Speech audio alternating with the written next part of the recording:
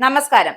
Iran മണ്ണിൽ ശത്രുക്കൾ കരയാക്രമണം നടത്താൻ മുതിർന്നാൽ ഒരാളെപ്പോലും അതിജീവിക്കാൻ അനുവദിക്കരുത്. ഇതാണ് സൈനിക മേധാവി മേജർ ജനറൽ ആർമി ഹദാമി, അതായത് ഇറാന്റെ സൈനിക മേധാവി വ്യക്തമാക്കിയത്. രാജ്യത്തെ പ്രതിരോധിക്കാനുള്ള സൈന്യത്തിന്റെ സന്നദ്ധതയും ദൃഢനിശ്ചയവും ഇതിലൂടെ പ്രകടമാണ് അല്ലെങ്കിൽ വ്യക്തമാണ്.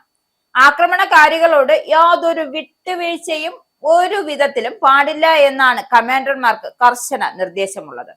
ഏപ്രിൽ 2-ന് സൈന്യത്തിന്റെ കമാൻഡർ ആൻഡ് കൺട്രോളർ സെന്ററിൽ നിന്നും ഓൺലൈൻ വഴി വിവിധ സേനാ വിഭാഗങ്ങളെ അഭിസംബോധന ചെയ്തായിരുന്നു അദ്ദേഹത്തിന്റെ ഈ നിർദ്ദേശം എത്തിയത്. രാജ്യത്തുടനീളമുള്ള കര, വ്യോമ, നാവിക സേനകൾ ഏത് തരത്തിലുള്ള ശത്രുതാപരമായ നീക്കങ്ങളെയും നേരിടാൻ ആക്രമണപരമായ പ്രതിരോധപരമായും സജ്ജമായിരിക്കണം എന്നതാണ് കടുത്ത നിർദ്ദേശം. ശത്രുക്കളുടെ ഓരോ നീക്കവും നിമിഷം പ്രതി നിരീക്ഷിക്കുവാനും കൃത്യമായ സമയത്ത് തിരിച്ചടിക്കുവാനും ആഹ്വാനമുണ്ട്.